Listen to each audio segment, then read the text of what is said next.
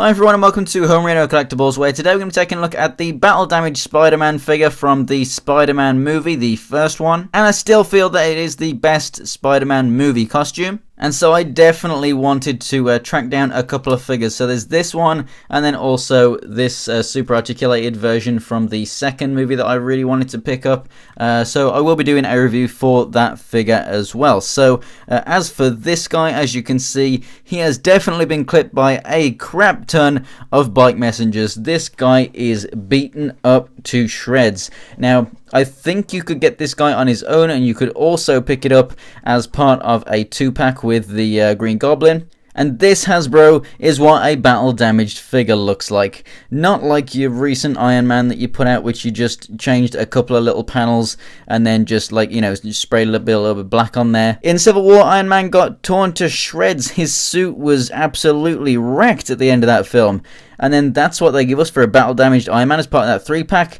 It's just a ridiculous waste of money to me, in my opinion. So this figure is obviously the same figure as the regular Spider-Man figure. I think the only pieces on this guy that are not battle damaged and may have been just reused from that figure, just the boots right here and then this waist piece. Everything else, and maybe the neck, everything else has, been resculpted and everything for this figure, which is absolutely fantastic. Like, even the hands have some on there, which is really cool. And you can see that in all these cut areas of the suit, you can see like strands of fabric still like just clinging on there, which is fantastic. We do actually have a brown dry brushing over the figure, as you can see, so you get some detail of like the dirt and everything from the fight. And then we also down here, in the lower leg areas, we do actually get either a darker brown or it might be like a deep kind of browny red. So it kind of looks like there's blood stains on the suit, which is fantastic. One thing I'm not too keen on with this figure is just the color of the skin tone on the head. The skin tone throughout all these cuts and everything is really good.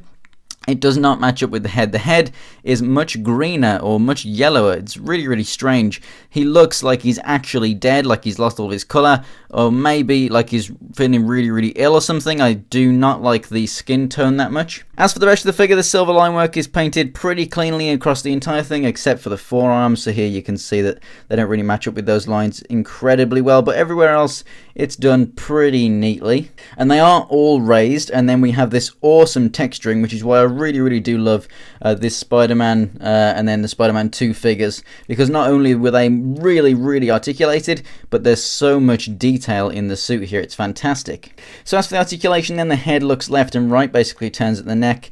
You get a bit of hinging there at the top, and then also the neck moves a little bit, and you get some pivot side to side as well. The shoulders come out to the sides and go all the way around, but they're also...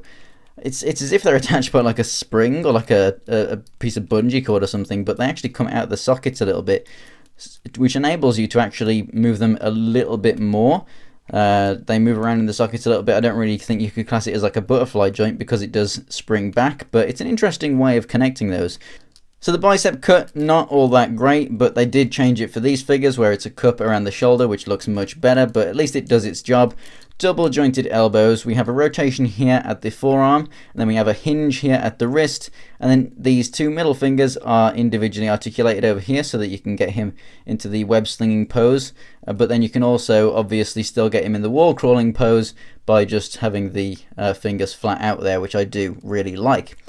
We have a bit of rotation at the upper part of the diaphragm. It does again extend a little bit, as you can see, like the shoulders, enabling you to move it, and there's a bit of a kind of crunch action there, not all that much.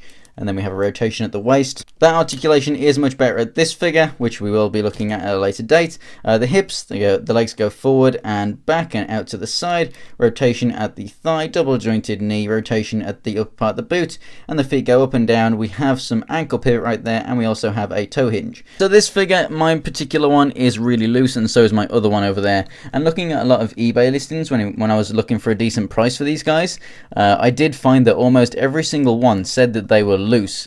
So either all the ones that were on eBay have been well played with, or it's just a common thing with this line of Spider-Man figures.